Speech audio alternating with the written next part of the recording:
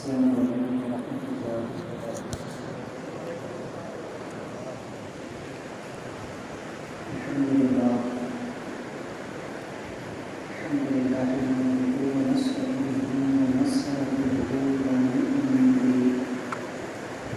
ونعوذ بالله من شرور أنفسنا ومن سيئات أعمالنا، من يهده الله فلا مضل له ومن يضلل فلا هادي له، ونشهد أن لا إله إلا الله لا شريك له، ونشهد أن سيدنا ومولانا محمدا عبده ورسوله. فقد قال الله تبارك وتعالى في القرآن المجيد والفرقان الحميد: أعوذ بالله من الشيطان الرجيم، بسم الله الرحمن الرحيم. وإذ نجيناكم من آل فرعون يسومونكم سوء العذاب يذبحون أبناءكم ويستحيون نساءكم وفي ذلك بلاء من ربكم عظيم. صدق الله العظيم. وبلغنا رسوله النبي الأمين المبين لمن الشاهدين والشاكرين والحمد لله رب العالمين. دادا گوبھی کی نظر شمعی رسالت کروانے اور سفاجہ کی جہاں والوں مصطفیٰ جان محمد صلی اللہ علیہ وسلم کی ایمان. آئیے آواز خلوص سے اللہ تعالیٰ من کر انتہائی خلوص و محبت کے ساتھ محمد خزرہ کی جانب میں بات کریں. حضور آقا انعامدار مدینے کے تاجدار جناب رحمتی مجتبی محمد مصطفیٰ علیہ وسلم صلی اللہ علیہ وسلم کی علیہ وسلم درود و سلام محمد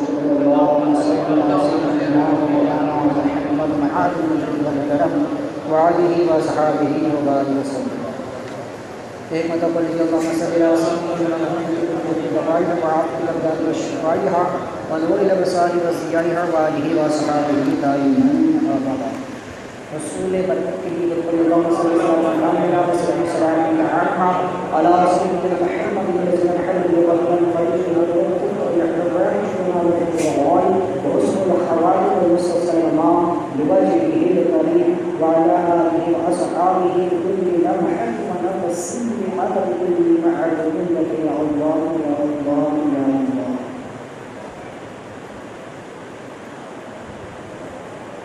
الله. اس سے قبل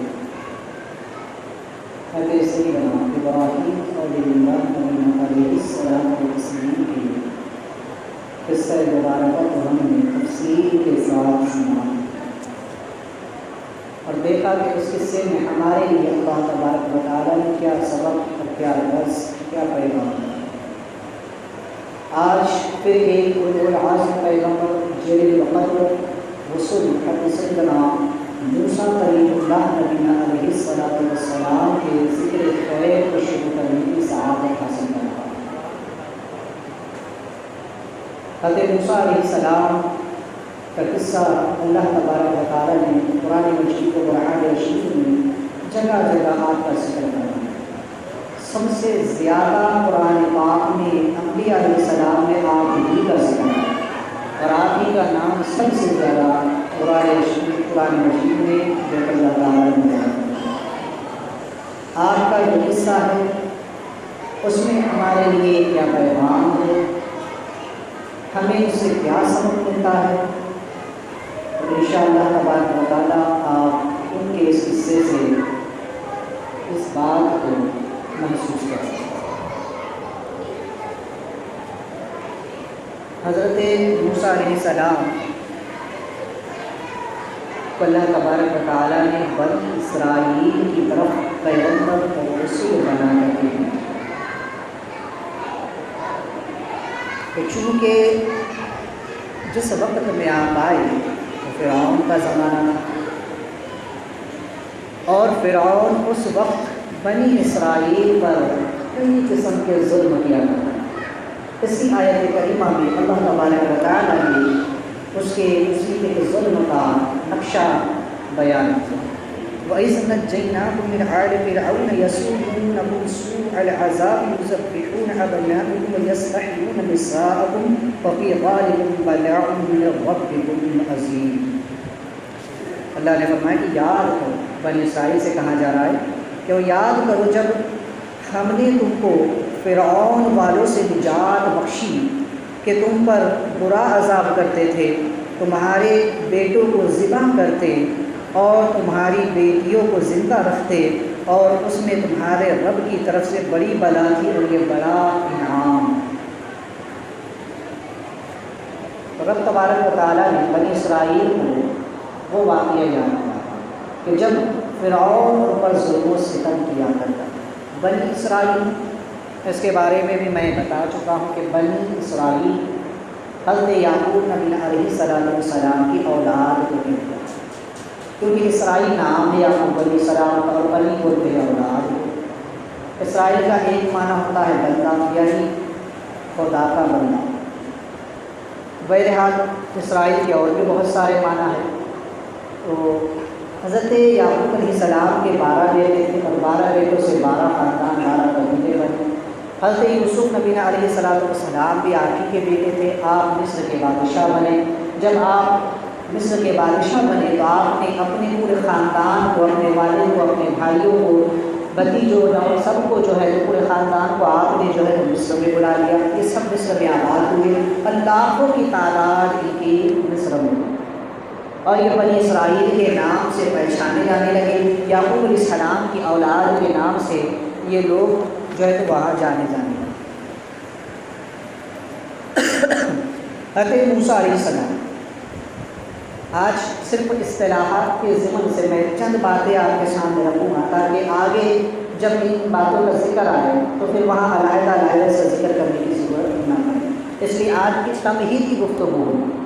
صرف میں چند باتیں آج کے ضمن میں آپ کے سامنے رکھوں گا۔ حضرت موسیٰ علیہ السلام یہ اللہ کے جلیل القدر پیغمبر، رسول ہے، اولو العزم پیغمبر ہے، مرسل نبی ہے، جن پر اللہ تبارک و تعالیٰ نے تورات شریف کو نازل کروایا۔ اور آپ کے والد کا نام عمران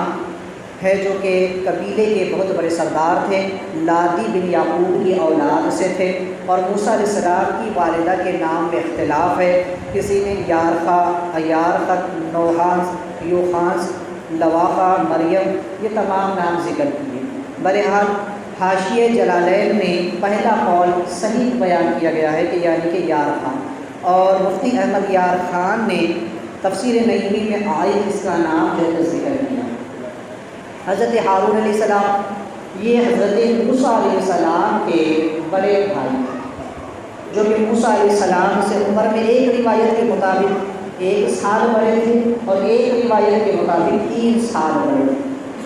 جس وقت نمرود فرعون نے حکم دیا تھا کہ بچوں کو قتل کیا جائے،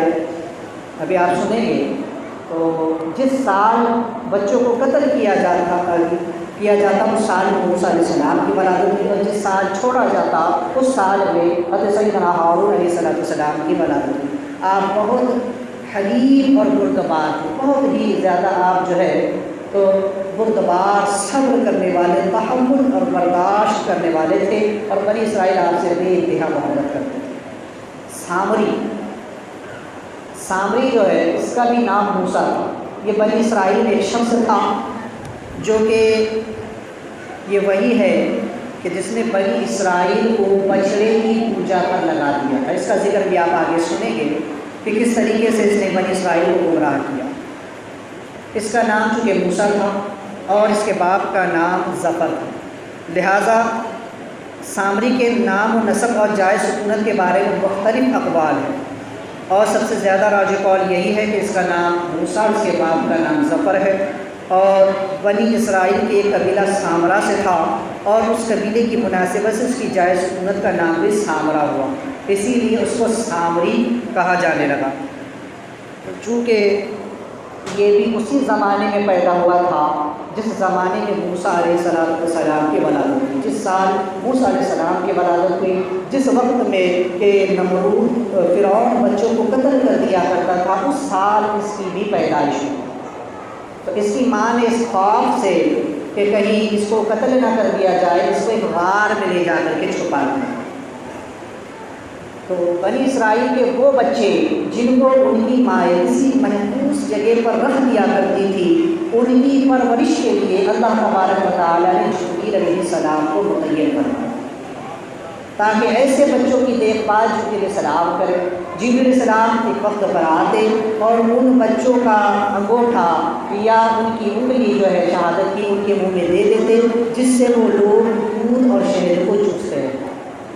اور بعض روایتوں میں یہ بھی آیا ہے کہ حضرت جبریل علیہ السلام خود اپنی انگلی جو ہے تو ان کے منہ میں دے دیا کرتے۔ لہٰذا یہ جو سامری ہے چونکہ یہ بھی اسی زمانے میں پیدا ہوا تھا اور اس کی ماں نے بھی اس پہ غار میں رکھ دیا تھا، چھپا دیا تھا، تو اس کی پرورش کے لیے بھی اللہ تعالیٰ کی طرف سے جبریل علیہ السلام ہی متعین ہوئے۔ لہٰذا جبریل علیہ السلام آ کر کے اس کی انگلی اس کے منہ میں دے دیتے، یا ایک روایت کے مطابق اپنی انگلی اس کے منہ میں دے دیا کرتے، جسے چوستا اور اس سے دودھ اور شہد اس کو حاصل ہو۔ بہرحال اس کی پرورش ہوتی ہے، لیکن یہ وقت کا بہت بڑا پکا منافق نکلا۔ بظاہر تو یہ حضرت موسیٰ علیہ السلام پر ایمان لایا، اسلام لایا، لیکن یہ بڑا منافق تھا۔ پیٹھ پیچھے موسیٰ علیہ السلام کے ان کو برا بھلا کہتا، ان کے دین کو جو ہے تو برا بھلا کہتا، اور اس نے موسیٰ علیہ السلام جس وقت کوہ طور پر گئے تھے اس وقت اس نے تمام بنی اسرائیل کو گمراہ کیا اور انہیں بچھڑے کی پوجا پر لگا دیا۔ یہاں سے ایک چیز یہ سمجھے کہ اللہ تبارک و تعالیٰ کی شان ہے، قدرت، وہ جو چاہتا ہے وہ کرتا ہے۔ موسیٰ علیہ السلام جن کی پرورش فرعون کے گھر میں ہوئی، وہ اللہ کے نبی بنے،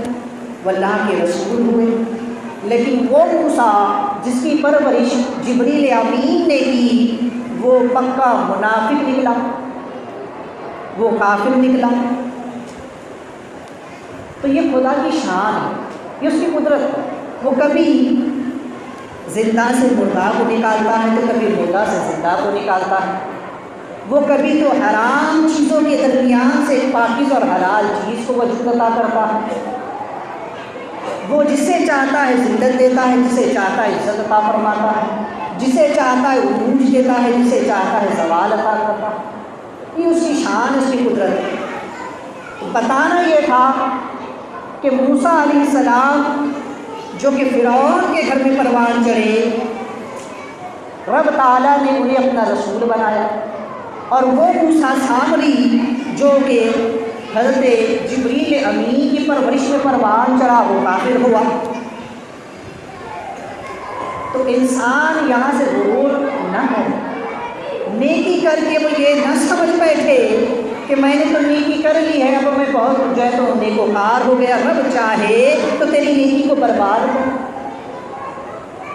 کوئی عالم لاکھوں دلیلیں دے کر کے مناظرے کر کے یہ نہ سمجھ بیٹھے کہ اسلام کو میں نے بچا لیا ہے، یہ اسلام میرے طرف سے آباد ہے۔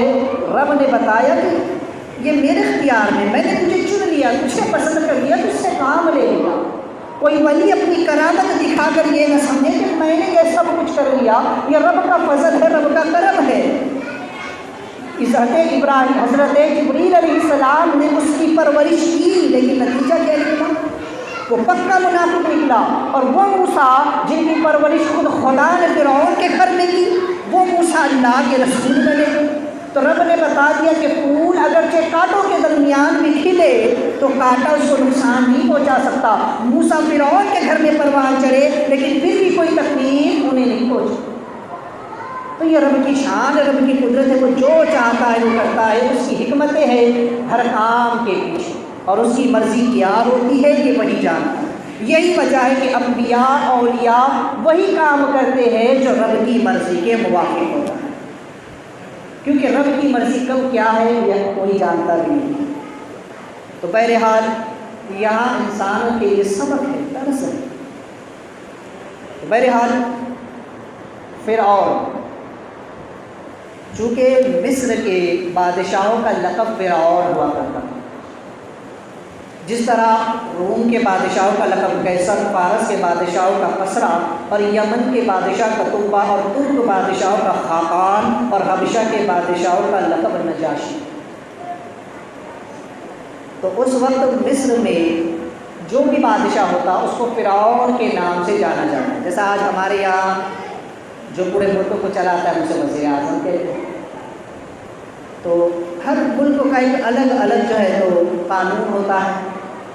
تو مصر کا جو قانون تھا وہاں کے جو بادشاہ ہوتا تھا اس کا لقب فرعون ہوتا تھا. موسیٰ علیہ السلام کے زمانے میں جو فرعون تھا اس کا نام ولید بن مصعب بن غیان. اور حضرت یوسف علیہ السلام کے زمانے کا جو فرعون تھا وہ الگ تھا جسے بادشاہ مصر بھی کہا جاتا تھا. اور ان کے درمیان 400 سال کا لمبا طویل فاصلہ. بہرحال تو فرعون کی ایک مختصر سی تاریخ پہلے میں آپ کے سامنے رکھوں کہ یہ ولید نامی جو شخص تھا چونکہ اس کی پرورش ہوئی تھی اللہ کی قدرت. حضرت جبریل علیہ السلام نے اس سے پہلے بھی ایک بندے کی اور پرورش ہوئی تھی جس کا نام شداد. اس کی بھی جو ہے تو دیکھ بھال حضرت جبریل امین ہی کی طرف یا غالباً حضرت ملک الموت کی طرف. جس وقت سمندر میں طوفان آیا تھا اور پوری کشتی فنا ہو چکی تھی، صرف یہ ایک بچہ تھا جو سمندر کی لہروں میں ادھر سے ادھر ڈوب رہا تھا. تو اس وقت ملک الموت حضرت اسرائیل علیہ السلام، ایک روایت کے مطابق اور بعض روایتوں میں جبریل علیہ السلام کا بھی ذکر آیا، انہوں نے اس کو جو ہے تو تختے پر جو ہے تو ڈال دیا اور یہ تختہ کنارے پر جا کر کے لگا اور اس کی پرورش بھی کرتے رہے. لیکن انجام بعد میں کیا ہوا کہ وہ بھی شداد نکلا. اس نے جو خدائے دعویٰ کیا بڑا جو ہے تو بدبخت ہوا. تو بہرحال یہ جو فرعون تھا یہ بھی ازلی بدبخت تھا. جب ازل سے کسی کی تقدیر میں بدبختی لکھی ہو تو پھر اگرچہ وہ کسی نبی یا ولی کی صحبت میں بھی رہے تو وہ فیض حاصل نہیں کر پاتا، وہ فائدہ حاصل نہیں کر پاتا. اس کی ازل کی بدبختی اس پر غالب آ جاتی. اور اگر جس کی نصیب میں خوش قسمتی ہوتی ہے، جن کی تقدیر میں ایمان ہوتا ہے، وہ اگرچہ کفار بھی یہاں بھی رہے تو اللہ تعالیٰ انہیں جو ایمان کی دولت سے سرفراز فرما دیتا ہے. تو یہ جو تھا اس کا معاملہ یہ تھا کہ غربت کے مارے یہ بڑا پریشان. جب یہ مصر میں پہنچا اور وہاں پر پہ آیا مصر میں، تو اس لیے وہاں پہ ایک عجیب قانون ہے. چونکہ کوئی کام دھندا تو اس کا تھا نہیں، کوئی روزی روزگار کا ذریعہ اس کا تھا نہیں، اس لیے بڑا پریشان رہتا تھا. مصر میں پہنچ گیا، وہاں بھی اسے کوئی کام نہیں ملا. اس میں ایک چیز غور کی کہ یہاں کے جو لوگ ہیں بہت ہی سیدھے سادے قسم کے ہیں. شہر میں جو تربوز کی بوری 1 روپیے میں مل جاتی ہے وہی گاؤں میں آ کر ایک تربوز 1 روپیہ میں ملتا ہے. اس نے سوچا کہ یہ بڑا اچھا ذریعہ ہے، لہٰذا یہ شہر سے بوریاں خریدتا اور دیہات میں جا کر اسے بیچتا.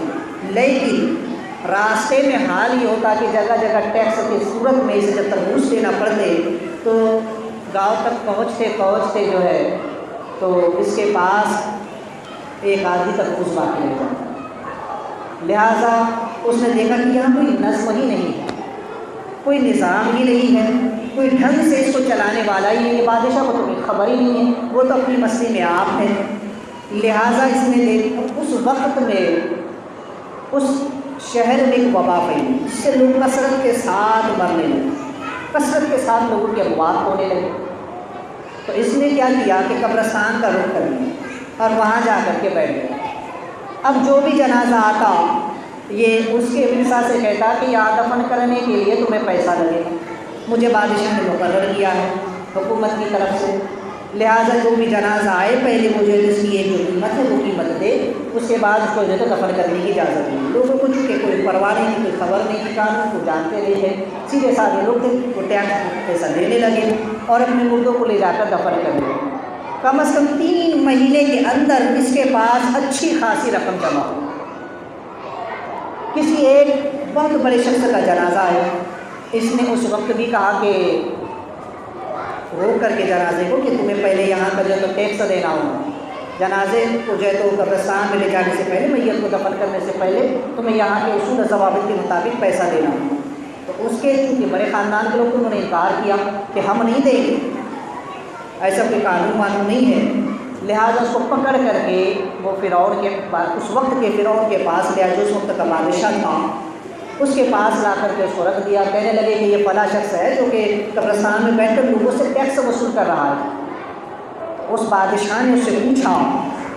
کہ میں نے تو تجھے اس کام پہ متعین نہیں کیا، پھر تو اس کام کے لیے اپنے آپ کو کیسے تیار کر لیا، کیسے لوگوں سے پیسہ وصولنے لگا؟ اس نے کہا بادشاہ میں نے آپ تک پہنچنے کے لیے یہ تدبیر اختیار، یہ پیسہ میں نے میرا نہیں، یہ تو آپ ہی کا ہے، یہاں کے بادشاہ آپ ہے، اس ٹیکس پر آپ کا حق ہے، لہٰذا یہ سب پیسہ آپ ہی کا ہے۔ آپ تک آنے کے لیے میرے پاس کوئی راستہ نہیں تھا، اس لیے میں نے یہ طریقہ اختیار کیا تاکہ ایک دلیل کے ساتھ تیرے پاس پہنچوں اور تجھے یہ بتا سکوں کہ تیری جو رعایت ہے وہ بڑی نااہل ہے، تیری جو قوم ہے وہ بڑی بیوقوف قسم کی ہے، یہ تو کچھ سوچے سمجھے بغیر لوگوں کو پیسہ دے دیتے، اور تیرے جو حکام ہے جنہیں تو نے متعین کیا ہے ٹیکس لینے پر، وہ لوگوں سے ایسے ہی ٹیکس وصول کرتے اور آدھے سے زیادہ وہ رکھ لیتے ہیں اور تھوڑا بہت لا کر تیرے خزانے میں جمع کرا دیتے ہیں، تجھے تو خبر ہی نہیں، تجھے تو پتہ ہی نہیں چلتا کہ کیا ہو رہا ہے تیری پیٹھ پیچھے، تیرے حکام کیا کر رہے ہیں اور تیری رعایا کا حال کیا ہے، تو تجھے تو اس بارے میں کوئی خبر نہیں۔ تجھے یہی سب بتانا تھا کہ دیکھ میں نے اپنی تھوڑی سی دماغ، اپنا تھوڑا دماغ لگا کر ظلماً ان لوگوں سے کیسے جبراً میں نے پیسے جمع کر لیے اور یہ لوگ بے وقوفوں کی طرح مجھ کو دیتے رہے، تجھ کو خبر تک نہیں، آج میں تیرے پاس پہنچا ہوں 3 مہینے کے بعد، یہ میں نے اتنا پیسہ جمع کر لیا، میرا نہیں، یہ بادشاہ یہ تیرا نہیں، لہٰذا تو مجھے کوئی ایک عہدہ دے دے تاکہ میں اس نظام کو درست کر سکوں۔ بادشاہ کو بڑا اچھی لگی اس کی یہ بات، کہنے لگا کہ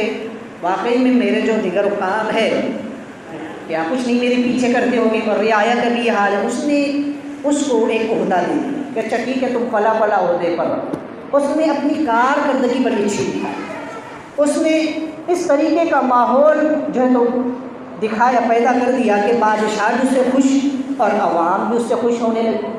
سب اس سے خوش رہنے لگے، یہاں تک کہ دھیرے دھیرے اس کا عہدہ بڑھتا رہا، یہاں تک کہ بادشاہ نے پھر اس کو اپنا وزیر بھی بنا لیا اور سارے امور اس کے ہاتھ میں آ گئے، یہاں تک کہ جب بادشاہ مر گیا تو اس کے بعد لوگوں نے اس کو تخت پر بٹھا دیا، اس کو بادشاہ بنا دیا کہ اب آج سے تو ہمارا بادشاہ۔ اب جیسے ہی یہ تخت پر بیٹھا، اب اس کی انا جو ہے تو چھلک کر کے باہر آئی، اب اس کے اندر کا شیطان باہر آیا، اب اس کی جو اصلی بدبختی تھی وہ اب سامنے آئی۔ کہتے ہیں نا ہر انسان چھپا ہوا ہوتا ہے، ہر انسان کے پیچھے اس کا نفس ہے۔ بعض لوگ جب لوگوں کے سامنے ہوتے ہیں تو بڑا تقویٰ دکھاتے ہیں، ہم بڑے متقی ہیں، بڑے پرہیزگار ہیں، ہم بڑے نیکوکار ہیں، اور جب یہ کسی ایسے عہدے پر پہنچ جاتے ہیں کہ جہاں لوگ ان کی جو ہے تو تابعدار ہوتے تو پھر یہ ان کی اصل حقیقت سامنے آتی ہے، پھر یہ لوگوں کو گمراہ کرنا شروع کرتے ہیں۔ آج المیہ یہ ہے کہ آج دین سے لے کے دنیا تک ہمارے احوال ایسے ہی ہو چکے، دنیاوی عہدوں پر بھی کچھ ایسے ہی لوگ فائز ہو چکے ہیں، کچھ ممبر ایسے ہوتے ہیں آنے سے پہلے بڑے بڑے سپنے دکھاتے ہیں، لیکن جیسے ہی عہدہ مل جاتا ہے پھر جو تو یہ سب بھول جاتے ہیں اور خود اپنے پیٹ کی فکر کرنے میں لگے رہتے ہیں۔ آج دین کا بھی کچھ ایسا ہی حال ہے، کچھ ایسے مولویوں نے دین کو اپنا ذریعہ معاش بنا رکھا ہے، کچھ جعلی پیروں اور جعلی باباؤں نے اپنے چہرے پر ایسے نقاب ڈال رکھے ہیں کہ لوگ دیکھ کر سمجھتے بڑے نیکوکار ہیں، لیکن جب قریب جاؤ تو حقیقت کھلتی ہے۔ آج کچھ لوگوں کی مثال اس گوبر کی طرح ہے، اس بو کی طرح ہے کہ جو بڑا سخت اور بدبودار ہوتا ہے اور جس پر چاندی کا کور پڑا ہوتا ہے، لوگ سمجھتے بڑا نفیس حلوہ ہوگا، بڑا اچھا حلوہ ہوگا، چاندی کا کور لگا ہوا ہے، لیکن جیسے ہی کور اٹھاؤ تو پھر اس کی بدبو آتی ہے اور پتہ چلتا ہے کہ یہ کتنی گندی نجاست ہے۔ آج کچھ لوگ ایسے ہی ہیں جن کا باطن اتنا گندا ہوتا ہے، اندر سے اتنے سڑے ہوئے ہوتے ہیں، لیکن ان کے چہروں پر جو ہے تو ایسے نقاب پڑے ہوتے ہیں کہ لوگ سمجھتے بڑے نیکوکار ہے، بڑا عابد ہے، بڑا زاہد ہے، بڑا متقی ہے، بڑا نیکوکار ہے، بڑا جو ہے تو یہ جو ہے تو صالح انسان ہے۔ لیکن جب ایک ایک کر کے نقاب اس کا اٹھنا شروع ہوتا ہے تب لوگ جانتے ہیں کہ یہ کتنا بدبودار ہے۔ تو اس کی بدبختی تخت پر بیٹھتے ہی جھلک گئی۔ جیسے ہی تخت نشین ہوا فوراً اس نے اعلان کر دیا پہلا کہ آج سے میں تمہارا خدا ہوں، انا ربکم الاعلی معاذ اللہ رب العالمین۔ اے لوگوں، میں تمہارا سب سے بڑا خدا ہوں، میں تمہارا رب ہوں، مجھ کو سجدے کرو، میرے آگے سر جھکاؤ۔ سب سے پہلا اعلان اس نے کر دیا اور لوگوں سے سجدے کروا لگا۔ سب سے پہلے اس کے وزیر حامان نے اس کو سجدہ کیا، پھر جتنے اس کے بڑے بڑے جو ہے تو درباری تھے اور تمام درباری اور اس وقت کے جتنے عمائدین تھے، جتنے بڑے بڑے سردار تھے، ان سب سے اس نے سجدے کروائے، سب اس کو سجدے کر دیا، سب اس کے آگے سجدہ ریز ہوئی معاذ اللہ۔ اب باری آئی بنی اسرائیل، تو بنی اسرائیل سے بھی اس نے کہا کہ تم لوگ بھی مجھ کو سجدہ کرو۔ اب چونکہ یہ نبی کی اولاد تھی، حضرت یعقوب علیہ السلام نے وصیت کر کے گئے تھے، آپ سن چکے ہیں اس سے قبل۔ یعقوب علیہ السلام نے اپنی اولاد کو جمع کر کے وصیت کی تھی کہ میرے بعد کس کی بندگی کرو گے، میرے بعد کس کی عبادت کرو گے؟ انہوں نے کہا تھا کہ ہم ایک اللہ کی عبادت کریں گے، اس خدا کی بندگی کریں گے جو آپ کا اور آپ کے باپ داداؤں کا خدا ہے، جو ابراہیم کا خدا ہے، جو اسماعیل کا خدا ہے، جو اسحاق کا خدا ہے، ہم اس کی بندگی کریں گے، اسی کی عبادت کریں گے، اس کے سوا کسی کو سجدہ نہ کریں گے۔ اولاد اقرار کر چکی تھی، لہٰذا وہ ایک خدا کی بندگی کرتے تھے، ایک رب کی پرستش کرتے تھے، عبادت کرتے تھے۔ تو نبی کی اولاد تھی، جانتے تھے، انہوں نے فرعون کے آگے سجدے نہ کیے، انہوں نے انکار کر دیا کہ ہم تجھے خدا نہیں مانتے، ہم تو ایک اللہ کو اپنا معبود اور لا شریک جو ہے تو جانتے ہیں کہ وہ ایک ہے، وحدہ لا شریک ہے، اس کا کوئی شریک نہیں، ہم اسی کی بندگی کرتے ہیں، اسی کے حضور اپنے سر جھکاتے ہیں، اسی کو ہم سجدہ کرتے ہیں۔ لہذا نمرود فرعون کو یہ بات بڑی ناگوار ہوئی، اس نے ان کے سرداروں کو جمع کیا اور ان کے سرداروں کو بلا کر کے کہا کہ تم لوگ مجھ کو سجدہ کرو، کیونکہ ظاہر سی بات ہے جب سردار جھکے تو پوری قوم بھی جھک جائے گی۔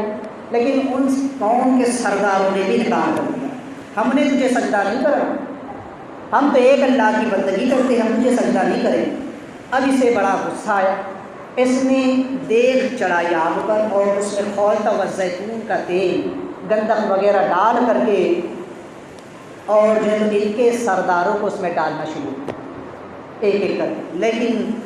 یہ لوگ استقامت کے ساتھ جمے رہے کہ نہیں، جان جاتی ہے تو چلی جائے، لیکن تجھے سجدہ نہیں کریں گے، تیرے آگے ہم نہیں جھکیں گے، ہم ایک اللہ کی بندگی کریں گے۔ کئی سرداروں کو جو ہے تو اس نے جو اسی طرح سے قتل کر دیا، کتنوں کو جو ہے تو ڈبو کر کے اس نے جو ہے تو جلا کر کے مار دیا۔ حامان نے جب اس منظر کو دیکھا تو اس نے کہا کہ فرعون ذرا ٹھہر جا، ان لوگوں کو اس طرح قتل نہ کر، اگر تو اس طرح سے کرے گا تو یہ ساری قوم قتل ہو جائے گی اور پھر یہ تجھ کو نہیں پوجے گی۔ اگر تو یہ چاہتا ہے کہ یہ قوم تجھے سجدہ کرے، تیری رعیت بن کر کے رہے اور تیرے حکم کی بجا آوری کرے، تیری غلام بن کر کے رہے، انہیں کام کر، انہیں موت نہ دے بلکہ انہیں موت سے بدتر موت، انہیں زندہ رکھ اور ان پر ظلم و ستم کے پہاڑ توڑ، انہیں مجبور کر دے کہ یہ تیرے آگے جھک جائے، ان پر ایسے ایسے جو ہے تو حالات پیدا کر، انہیں ایسی ایسی سخت سزائیں دے کہ یہ قوم مجبور ہو کر تیرے آگے جھک جائے۔ جب تک تجھے اپنا خدا نہ تسلیم کر لے، جب تک تیرے آگے سجدے نہ کر لے، تو اس قوم سے جو ہے تو مصیبتوں کا سلسلہ ختم نہ کرنا۔ لہٰذا اب اس نے اس قوم پر ظلم کی داستان رقم کرنا شروع کیا۔ اس نے اعلان کر دیا کہ اس قوم کو جو ہے تو آج سے ہم اپنا غلام بنا کر کے رکھیں اور ان پر ان کی طرف تمام ذمہ داریاں کاموں کی دے دی یہاں تک کہ جو ذلیل اور رذیل قسم کے کام تھے وہ بھی اس قوم کو دے دیے گئے۔ گٹر صاف کرنا، نالے صاف کرنا، بیت الخلائے صاف کرنا، کیچڑ اٹھانا، بڑے بڑے پتھر اٹھا کر کے لانا، سامان ادھر سے ادھر لے جانا، غرض کے تمام قسم کے کام جو ہے تو ان کی طرف دیے گئے، ذلت کے کام بھی ان کی طرف دے دیے گئے، گندگی کے کام بھی ان کی طرف دے دیے گئے، اور انہیں بہت سخت ان پر جو ہے تو ظلم کیا گیا، بہت انہیں ستایا جانے لگا۔ اور جو شخص یہ کام کرنے سے انکار کر دیتا اس پر جزیہ متعین کر دیا جائے کہ اسے اتنا ٹیکس دینا ہوگا، اگر کام نہیں کرنا ہے تو پھر حکومت کو ٹیکس دے آ کر کے اس کو جو تو یہ اتنی قیمت بھرے۔ اور جو شخص سورج ڈوبنے سے پہلے ٹیکس ادا نہ کرتا اس کے ہاتھ اس کی گردن سے باندھ دیے جاتے اور پھر جو تو 3 مہینے تک اسے اسی حال میں رکھا جاتا جب تک کہ وہ ٹیکس نہیں دے دیتا، اس کے ہاتھ اسی طرح کی گردن سے بنے رہتے۔ تو بڑے ان پر ظلم و ستم کیے، لیکن بہرحال کچھ قوم جھکی کچھ نہ بھی جھکی۔ اب ایک وقت آیا کہ فرعون نے خواب دیکھا، اس نے خواب دیکھا کہ بیت المقدس کی طرف سے ایک آگ ہوئی اور اس آگ نے تمام قبطیوں کو جلا کر کے راکھ کر دیا، چونکہ یہ قبطی خاندان سے تعلق رکھتا تھا، لہٰذا پوری قوم کو جو ہے تو اس آگ میں جلا کے بنی اسرائیل کو کچھ نہ کیا، اور ایک بہت بڑا عرصہ نکلا جس نے اس کے تخت کو الٹ کر رکھ دیا یا اس کو تخت سے نیچے اتار کر کے رکھ دیا۔ اب بڑا پریشان ہوا اس خواب کو دیکھ کر، اس نے تمام نجومیوں کو جمع کر کے پوچھا کہ اس خواب کی تعبیر کیا ہے، مجھے اس خواب کی تعبیر بتاؤ۔ تو نجومیوں نے بتایا کہ تیری سلطنت میں ایک بچہ پیدا ہوگا جو بنی اسرائیل سے ہوگا، بنی اسرائیل میں ایک لڑکا پیدا ہوگا جو تیری سلطنت کے ٹکڑے کر دے گا، جو تیری بادشاہت کو ختم کر دے گا، جو تیرے تخت کو الٹ کر کے رکھ دے گا۔ لہٰذا جب اس نے یہ بات سنی تو اس نے اعلان کر دیا کہ بنی اسرائیل کے یہاں جتنے بھی بچے پیدا ہو سب کو قتل کر دیا، جتنے لڑکے پیدا ہو۔ لہٰذا جتنی داعیہ تھی ان سب کو اس کام پر لگا دیا کہ جہاں بھی بچہ پیدا ہو اس کو فوراً قتل کر دیا۔ حکومت کے پہرے دار کھڑا کر دیے گئے، لڑکوں کو قتل کیا جائے، لڑکیوں کو چھوڑ دیا جائے، کیونکہ لڑکی کی طرف سے کوئی خطرہ نہیں تھا، جو پیدا ہونے والا تھا وہ لڑکا تھا۔ اس نے کہا کہ لڑکیوں کو چھوڑ دو اور لڑکوں کو قتل کرتے جاؤ، چونکہ یہ ایک بہت بڑا عذاب تھا، ایک بہت بڑی مصیبت تھی کہ کسی قوم کے مردوں کو قتل کر دیا جائے، اس سے عورتوں کو زندہ رکھا جائے، کیونکہ یہ عورتوں سے بھی کام لیتا تھا، سود کاٹنے کا کام، گھریلو کام، خادماؤں کے کام جتنے تھے یہ سب ان سے لیا کرتا تھا۔ تو ایک ماں باپ کے لیے، کوئی بھی ماں باپ ہو، اس کے لیے بڑی درد کی یہ بات ہوتی ہے، بڑی جو ہے تو اس کے لیے تکلیف دہ بات ہوتی ہے کہ اس کے سامنے اس کے بیٹے کو ذبح کر دیا جائے، اس کی بیٹی کو زندہ رکھا جائے، کیونکہ ہر کوئی جانتا ہے کہ بیٹی کی پرورش میں جو تو کتنی تکالیف آتی ہے، اس کے کتنے معاملات ہوتے ہیں۔ تو بیٹی کو زندہ رکھنا اور بیٹے کو باپ کے سامنے قتل کر دینا کہ بہت بڑا ان کے اوپر ظلم تھا، تو بہت بڑا عذاب تھا، جس کا ذکر اللہ تعالیٰ نے فرمایا کہ ذالکم بلاء من ربکم عظیم، یہ بہت بڑی آزمائش، یہ بڑی بلا تھی کہ وہ جو ہے تو کیا کرتا تھا کہ سوء العذاب یذبحون ابناءکم ویذبحون نساءکم، کہ تمہارے بیٹوں کو ذبح کر دیتا اور تمہاری بیٹیوں کو زندہ رکھتا۔ تو اب بنی اسرائیل پر یہ ایک بہت بڑی مصیبت آ گئی کہ بیٹے بھی ذبح ہوتے جا رہے ہیں اور بیٹیاں الگ، اس میں بیٹیوں کا بوجھ بڑھتا چلا جا رہا ہے۔ لہٰذا اس نے یہ کیا، جب معاملہ یہاں تک کہ پہنچا کہ کثرت کے ساتھ بچے قتل ہونے لگے، ایک روایت کے مطابق 90,000 تو صرف حمل گرائے اور 40-80 ہزار کے قریب بچے قتل کر دیے، 70,000 کے قریب بچے قتل ہوئے، الگ الگ روایتوں کے مطابق۔ مفسرین فرماتے ہیں کہ جتنے لڑکے قتل ہوئے ان سب کی طاقت اللہ نے موسیٰ علیہ السلام کو بتائی، اگر وہ بچے زندہ ہوتے تو ان کی طاقت ایک طرف اور موسیٰ علیہ السلام کی طاقت ایک طرف۔ اسی لیے اللہ تعالیٰ نے جو آپ کو معجزے عطا کیے ان میں ایک معجزہ آپ کا زور بازو تھا، آپ کا ایک مکہ اگر کسی کو پڑ جاتا وہ اسی وقت زمین پہ ڈھیر ہو جاتا۔ تو اللہ تعالیٰ نے یہ کرم فرمایا۔ بہرحال تو اب ہوا یہ کہ ان کے جو بڑے بوڑھے تھے وہ بھی مرنا شروع ہوئے۔ بنی اسرائیل میں موت کا بازار گرم ہو گیا، ان کے بڑے اگر موت سے مرنے لگے اور بچوں کو فرعون جو ہے تو قتل کرنے لگا، لہٰذا اس کی قوم اس کے پاس دوڑ کر گئی اور کہنے لگی کہ فرعون اگر یہی حال رہا تو یہ پوری قوم تباہ ہو جائے گی، بوڑھے اور جوان جو ہے اس قوم کے وہ تو موت سے مر رہے ہیں اور بچوں کو تو قتل کیے جا رہا ہے، یہ ساری قوم ختم ہو جائے گی، پھر ہم کس سے خدمت کا کام لیں گے؟ یہ سارے کام تو ہم ہی پر آ جائیں گے، پھر ہم ہی کو یہ سارے کام کرنا پڑیں گے، اس لیے ذرا اپنے ہاتھ کو روک اور کوئی تدبیر کر۔ اس نے پھر حامان کو بلا کر پوچھا کہ کیا کیا جائے؟ اس نے کہا کہ اب ایسا کر کہ 1 سال بچوں کو قتل کر اور 1 سال انہیں زندہ چھوڑ، لہٰذا 1 سال بچوں کو قتل کیا جاتا اور 1 سال چھوڑ دیا جاتا۔ خدا کی قدرت، جس سال بچوں کو چھوڑ دیا جاتا حضرت موسیٰ علیہ السلام، حضرت ہارون علیہ السلام کی بلادت، اور جس سال میں بچوں کو قتل کیا جاتا اس سال موسیٰ علیہ السلام کی بلادت۔ تو یہ رب تعالیٰ کی ایک حکمت ہے۔ تو بہرحال فی الحال چونکہ وقت میں اتنی گنجائش نہیں ہے، جو واقعہ تو بہت طویل ہے، تو آج اس گفتگو کو میں یہیں پر روکتا ہوں، چونکہ چند باتیں بھی یہاں پر عرض کرنی ہیں اس سے متعلق۔ تو چونکہ رب تبارک و تعالیٰ نے اس قصے کو بیان کیا قرآن مجید میں، پچھلی امتوں کے، اور بارہا کہتا ہوں کہ اللہ تعالیٰ نے قرآن مجید میں پچھلی امتوں کے احوال کو بیان کیا، کیوں؟ تاکہ یہ قوم اس احوال کو پڑھ کر کے اس سے سبق حاصل کرے۔ یہ ہمارے لیے ایک سبق ہے، درس ہے، پیغام ہے کہ ہم ان قوموں کے حالات کو پڑھیں اور رب کی قدرت کو دیکھیں، ان انبیاء اور اس قوم کے صلحاء کے حالات کو پڑھیں، اس قوم کے عذابات کو دیکھیں، اس قوم کی نافرمانیوں کو دیکھیں اور پھر اپنے آپ کو سدھارنے کی کوشش کریں۔ تو اس واقعے میں ہمارے لیے کیا پیغام؟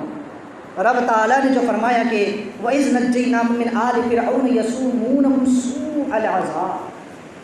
کہ ہم نے نجات دی تمہیں آل فرعون سے۔ کتنا ظالم وہ فرعون تھا، تاریخ لکھتے ہیں کہ سب سے بڑا سنگ دل اور ظالم و جابر وہ فرعون تھا۔ تمام فرعونوں کی جو تاریخ مصر میں گزری ہے، ان تمام فرعونوں میں یہ سب سے زیادہ ظالم تھا، سب سے زیادہ سنگ دل تھا، سب سے زیادہ متکبر جبار تھا، کیونکہ اسی نے اعلان کیا تھا انا ربکم الاعلی، میں سب سے بڑا خدا، میری بندگی کرو، میرے آگے سجدے کرو۔ اور لوگوں پر جو تو ظلم کرتا، جو سجدے نہ کرتے ان کو قتل کر دیتا، ظلم کیا کرتا، قوم نے ستایا کرتا۔ تو رب تبارک و تعالیٰ نے نبی کریم علیہ السلام کے دور کے بنی اسرائیلوں کو یہ واقعہ یاد دلایا۔ اس وقت میں سرکار علیہ السلام کی ظاہری حیات میں جب کہ قرآن مجید کا نزول ہو رہا تھا، اس وقت جو بنی اسرائیل مکہ میں موجود تھے، مدینہ میں موجود تھے، ان کو یہ واقعہ یاد دلایا جا رہا ہے، ان کو بتایا جا رہا ہے کہ محبوب ان کو بتاؤ کہ یاد کرو، سوچو، اپنی اس تاریخ کو پڑھو کہ جب تمہارے پرکھوں پر یہ مصیبت آئی تھی اور مصر کا جو بادشاہ تھا، جو فرعون تھا، اس نے جب تمہارے آب و اجداد پر، تمہارے بزرگوں پر جو ظلم و ستم کے اس نے پہاڑ توڑے تھے، اور پھر اللہ نے تمہیں موسیٰ علیہ السلام کے ذریعے سے نجات دی تھی، ہمارے اس احسان کو یاد کرو اور ایمان لاؤ اس آخر نبی پر، اس پیغام خاتم النبیین پر ایمان لے آؤ، کیونکہ اس وقت کو یاد کرو جب کہ تم ذلیل تھے، اس وقت کو یاد کرو جب کہ تم کمزور تھے اور جب کہ فرعون طاقتور تھا اور وہ تم پر ظلم و ستم کیا کرتا تھا، تمہیں ستایا کرتا تھا، اس وقت تم غریب تھے، تم نادار تھے، تم مجبور تھے، بے بس تھے، لیکن اللہ نے موسیٰ علیہ السلام کے ذریعے تم کو عزت عطا فرمائی، تم کو طاقت عطا فرمائی، اللہ نے ملک تمہارے ہاتھوں میں دیا، اللہ نے فرعون سے ملک کو چھین کر تمہیں جو ہے تو اس ملک کی بادشاہی عطا کر دی، تم پر اتنا بڑا اللہ نے احسان کیا، اتنا بڑا انعام کیا کہ وہ فرعون جو تمہاری اولاد کو قتل کرتا، تمہارے بیٹوں کو قتل کرتا، تمہاری بیٹیوں کو زندہ چھوڑتا اور تمہیں ذلت کے کاموں پر اس نے جو ہے تو متعین کر رکھا تھا، اللہ نے موسیٰ علیہ السلام کے ذریعے تمہیں ان سارے عذابوں سے نجات دی اور تم پر کتنا بڑا اللہ نے انعام دیا۔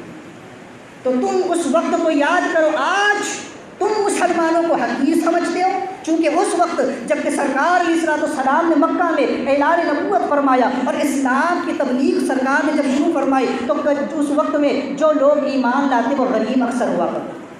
اکثر غریب لوگ حضور پر ایمان لا رہے تھے، اور اس وقت کفار و مشرکین اقتدار میں تھے، اس وقت کفار و مشرکین طاقت میں تھے، اس وقت کے کفار و مشرکین عزت والے سمجھے جاتے تھے، اور اس وقت بظاہر مسلمان کمزور تھے تو مسلمانوں کو ذلیل سمجھا جانے لگا، مسلمانوں کو حقیر سمجھا جانے لگا۔ اس وجہ سے بنی اسرائیل مسلمانوں سے کر کے تعلق کرتے تھے، مسلمانوں کے پاس اٹھنا بیٹھنا میں انہیں شرم آتی تھی کہ ارے یہ تو کم ہلکی قسم کے لوگ ہیں، یہ تو ذلیل قسم کے لوگ ہیں، یہ تو غریب قسم کے لوگ ہیں، یہ تو جاہل قسم کے لوگ ہیں جو حضور پر ایمان لا رہے، جو پڑھے لکھے ہیں، جو عقل مند ہے، جو طاقتور ہے، جو دانشور ہے، وہ تو ایک طرف ہے، لہٰذا وہ عزت والے ہیں۔ ان کے نزدیک معیار یہ تھا، ان کو بتایا گیا کہ اپنے باپ داداؤں کی تاریخ کو یاد کرو، جب تمہارے باپ دادا ذلیل تھے، جب تمہارے باپ دادا کمزور تھے اور فرعون طاقتور تھا، تو اللہ نے موسیٰ علیہ السلام کے ذریعے تم کو عزت عطا فرمائی، اور موسیٰ علیہ السلام کے ذریعے سے اللہ نے تمہیں ملک کی حکومت عطا فرمائی، فرعون سے تخت چھین کر تم کو تخت پر بٹھایا۔ آج تم پھر اسی تاریخ کو دوہرا رہے ہو، آج مسلمانوں کو ذلیل سمجھ رہے ہو، آج مسلمانوں کو حقیر سمجھ رہے ہو، ان سے دور بھاگ رہے ہو۔ یاد رکھو آج مسلمان بظاہر کمزور ہے، آج اگرچہ مسلمان بظاہر اقتدار میں نہیں ہے، لیکن اللہ حضور کے ذریعے ان کو وہ عزت عطا کرے گا کہ پھر یہ سب ذلیل ہو کر رہ جائیں گے، اور اللہ مسلمانوں کو عزت دے گا۔ وَلِلَّهِ الْعِزَّةُ وَلِلرَّسُولِ وَلِلْمُؤْمِنِينَ وَلَكِنَّ الْمُنَافِقِينَ لَا يَعْلَمُونَ۔ بے شک عزت صرف اللہ کے لیے ہے، اس کے رسول کے لیے اور ایمان والوں کے لیے، اور منافق اس بات کو نہیں سمجھتے۔ تو اللہ نے فرمایا اپنی تاریخ یاد کرو، دور پھر پلٹے گا، مسلمان غالب آ جائیں گے، اللہ مسلمانوں کو اقتدار دے دے گا، تب کیا ہے؟ تو آج اس نبی پر ایمان لاؤ، آج اس نبی کی طرف لوٹ کر کے آؤ جو تمہارے باپ داداؤں نے تمہیں تعلیم دی۔ تو یہ اس وقت کے بنی اسرائیل کو سمجھایا گیا، اس وقت اس آیت کریمہ کا نزول ہوا۔ آج یہ آیت کریمہ ہمارے لیے بھی ایک سبق ہے، ایک پیغام ہے کہ ہم اپنے اسلاف کی تاریخ کو یاد کریں، ہم اپنے بزرگوں کی تاریخ کو دیکھیں، ہم پچھلے اپنے جو گزر جانے والے جو لوگ گزر گئے ان کے احوال کو دیکھیں، زیادہ دور نہ جائیں، صرف اپنے ملک کی بات کرتا ہوں۔ اگر ہم صرف اپنے ملک کو دیکھیں تو یہاں سیدنا سرکار غریب نواز رضی اللہ تعالیٰ عنہ اسلام کے پرچم کو بنا، اسلام آپ کے دم قدم سے اس ملک میں پھیلا۔ اس وقت اللہ تبارک و تعالیٰ نے جب کہ غلبہ غیروں کا تھا، کفار و مشرکین کا تھا، اللہ نے مسلمانوں کو حضرت غریب نواز رضی اللہ تعالیٰ عنہ کی برکت سے عزت عطا فرمائی۔ مسلمانوں کو اللہ تبارک و تعالیٰ نے وہ دور عطا فرمایا کہ 1000 سال تک مغلوں کی حکومت چلتی ہے، اللہ نے تخت ان کے ہاتھوں میں دیا، اللہ نے فرمایا میں جسے چاہوں ملک کو دوں، ملک میرا ہے، میں جسے چاہوں ملک کو دوں، جسے چاہوں بادشاہ بناؤں، جسے چاہوں تخت پر بٹھاؤں۔ ایک چیز سمجھ رہے یہ دنیا ہے، یہ دنیا کے تخت تاج کے لیے لوگ لڑتے ہیں بڑھتے ہیں، لیکن یہ کیا ہے؟ یہ ایک دھوکہ ہے، ایک فریب ہے، اس میں نہ آؤ۔ دین اصل ہے، دین کی طرف آؤ، جو دین کی طرف آئے گا اللہ دنیا کو اس کے قدموں میں لا کر ڈالے، جو دین کی راہ پہ چلے گا اللہ دنیا کو اس کے سامنے جھکا دے گا، اور جو دنیا کی طرف بھاگے گا تو وہ ذلیل اور رسوا ہوگا ہی ہوگا، دین بھی اس سے چھوٹ جائے گا۔ تو سرکار غریب نواز کی برکت سے اللہ تبارک و تعالیٰ نے اس ملک میں اسلام کے پرچم کو بلند کیا۔ اور یا کی تاریخ کو پڑھ کر کے دیکھیں، ہر مغل بادشاہ کے پیچھے ایک ولی کا ہاتھ، ان ولیوں کے پشت بنائی تھی کہ یہ مغلوں کی حکومت 1000 سال تک چلتی رہی، اللہ نے ان کو تخت دیا، ان کو تاج دیا، ان کو ملک کی بادشاہت دی، لیکن کیا ہوا؟ جب یہ لوگ بے رہبری کا شکار ہوئے، جب انہوں نے اسلامی دستور کو چھوڑا، شریعت کے تحفظ کو پامال کیا اور شریعت کو بالائے طاق رکھ کر جب یہ لوگ اپنی بد مستی میں گرفتار ہوئے، اور جب یہ لوگ گناہوں کے جو تو دلدل میں جا پھنسے، تو اللہ تعالیٰ نے پھر ان سے ملک کو چھین اور پھر انگریزوں کے قبضے میں آیا۔ آج بھی جو ہے تو غیروں کے اختیار میں ہے۔ آج مسلمانوں کو یہ سبق دیا جا رہا ہے کہ تم اب بھی سمجھ جاؤ اور اپنے رب کی طرف رجوع کر لو، اپنے رب کی طرف پلٹ آؤ، آج بھی وہ ملک تمہارے اختیار میں ہے، کیونکہ اصل تو تم ہو، تمہیں اللہ نے خلیفہ بنایا ہے، اللہ نے تمہیں امام بنایا، تمہیں چنا ہے، لیکن تم اپنے مقام کو بھول چکے ہو، اس لیے آج تم پر ظالم حکمراں مسلط کیا گیا ہے۔ جب بنی اسرائیل اپنے رب کی عبادت سے ہٹ گئے تھے اور بنی اسرائیل گناہوں میں مبتلا ہو گئے تھے، تو اللہ نے فرعون جیسے ظالم و جابر بادشاہ کو مسلط کر دیا۔ آج مسلمان اپنے نصب العین سے ہٹ چکے ہیں، آج مسلمان شریعت کے جو ہے تو اصولوں سے دور ہو چکے ہیں، نمازوں سے دور ہو چکے ہیں، تو اس وقت آج اللہ نے اس قوم پر بھی جو ہے تو ایسے فرعون اور نمرود و حامان کو مسلط کر رکھا ہے۔ آج بھی وقت کا نمرود اس پورے ملک پر حکومت کر رہا ہے، وقت کا فرعون ایک صوبے یو پی پر حکومت کر رہا ہے، آج بھی وقت کا حامان اپنے بادشاہ کو غلط مشورے دے رہا ہے، آج وقت کا شداد اس ملک کو ہندو راشٹر بنانا چاہ رہا ہے جیسے اس میں جنت بنانی چاہیے۔ آج بھی یہ لوگ چاہتے ہیں کہ اسے صرف اپنا ہی بنائے، لیکن یاد رکھیے ہر ایک کے اوپر اللہ کی تدبیر غالب ہے۔ اللہ جو چاہتا ہے وہ کرتا ہے، اللہ بڑا طاقتور زبردست قوت والا ہے، اللہ کی تدبیر سب سے جلد ہو کر کے رہے گی۔ شرط مسلمان سمجھ جائے، پہچان جائے اپنے آپ کو، اپنی حقیقت کو جانے، اپنے رب کی طرف رجوع کرے۔ وہ ان فرعون اور نمرود اور حامان سے تخت کو چھین کر تمہیں تخت پر لا کر بٹھائے گا۔ وہ مسیحا آنے والا ہے اور جلد اس مسیحا کی آمد ہونی ہے جو حضرت سیدنا امام مہدی ہے، جس کے ہاتھوں پر اللہ تبارک و تعالیٰ اس قوم کو پھر سے عروج عطا فرمائے گا، اس قوم کو پھر سے بلندی عطا فرمائے گا اور اس قوم کو پھر سے تخت پر لا کر کے بٹھانے والا۔ اس قوم کو چاہیے کہ سمجھ جائے، اب بھی اپنے آپ کو پہچانے، اپنے رب کی طرف رجوع کرے، کیونکہ وہ مسیحا آنے والا ہے، اس کی لشکر کا ہمیں حصہ بننا ہے۔ تو اس گندگی کو چھوڑو، اس گندگی تہذیب کو چھوڑو، اس دنیا کو چھوڑو، اس مغربی تہذیب کو چھوڑو اور اپنے رب کی طرف رجوع کرو۔ وہ وقت قریب آنے والا ہے، اب حق کا سورج پھر طلوع ہونے والا ہے، لیکن آج مسلمان اسی گندگی میں پڑے۔ تو یہ سبق ہے، عبرت ہے ہمارے لیے۔ ایک آخری چیز، ایک آخری نقطہ یہاں سمجھ لیں کہ حضرت سیدنا موسیٰ علیہ السلام آپ کی آمد سے قبل فرعون نے ہر طریقے کا انتظام کہ کسی بھی طریقے سے موسیٰ علیہ السلام اس زمین پر نہ آئے،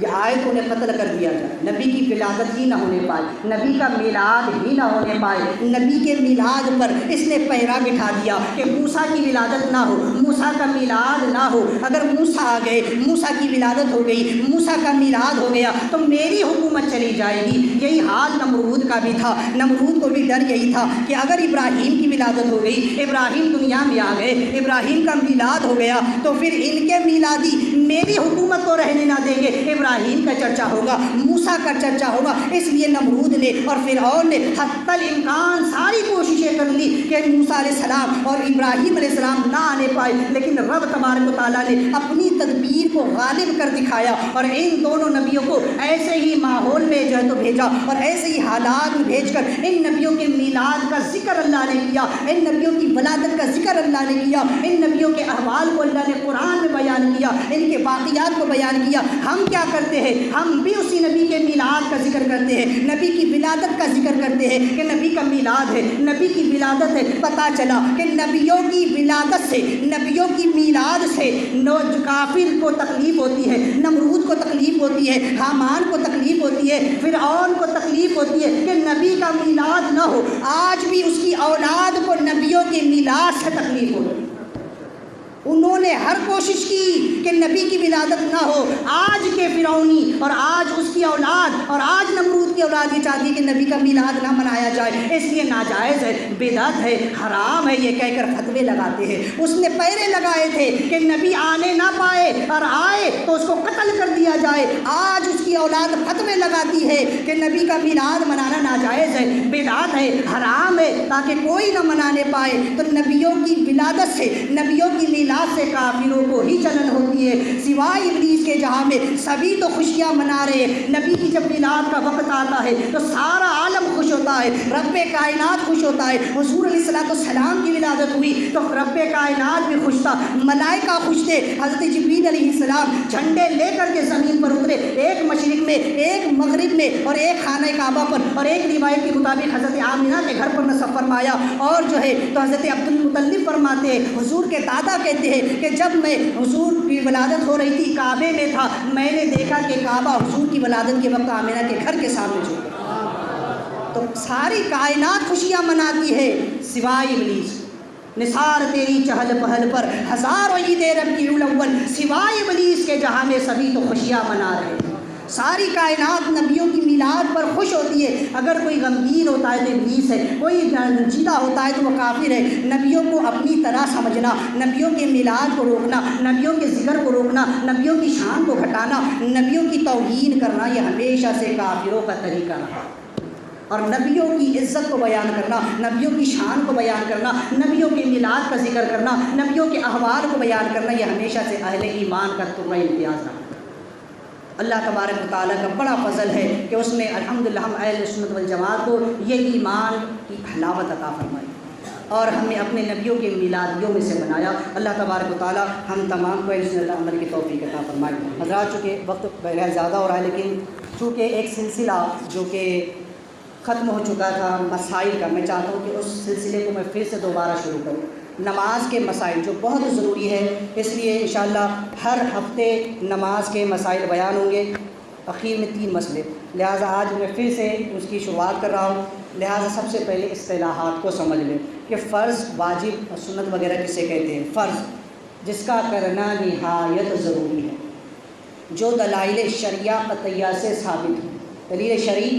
جو قرآن سے ثابت ہو. جس کے فرض ہونے کا انکار کرنے والا کافر. جو چیز اسلام میں فرض ہے، اگر کوئی کہے کہ یہ فرض نہیں، نماز فرض نہیں، زکوٰۃ فرض نہیں، روزہ فرض نہیں، تو وہ کافر ہو جائے گا. نماز نہ پڑھنا، زکوٰۃ نہ دینا ایک الگ گناہ ہے، لیکن اس کی فرضیت کا انکار کر دینا یہ کفر ہے. بلا عذر شرعی اس کو ترک کرنے والا فاسق اور مرتکب گناہ کبیرہ اور مستحق عذاب جہنم، سخت گنہگار ہے، فاسق معلن ہے. بلکہ یہاں تک کہ کہا گیا ہے کہ جو شخص ایک وقت کی فرض نماز چھوڑ دے، فرض روزہ چھوڑ دے، فرض زکوٰۃ نہ دے، اس کی گواہی بھی اسلام میں معتبر ہے، اس کی اذان نہیں، اس کی نماز نہیں، اس کو امام بنانا گناہ اور اس کے پیچھے پڑی کی نماز مقبول تحریر بھی واجب ہو جائے. فرض کی اہمیت کو سمجھے. اور جو ایک وقت بھی فرض نماز بلا قصدن جو ہے بلا عذر شرعی دیدہ و دانستہ قضا کرے، وہ فاسق مرتکب و کبیرہ مستحق جہنم کا حقدار ہے. واجب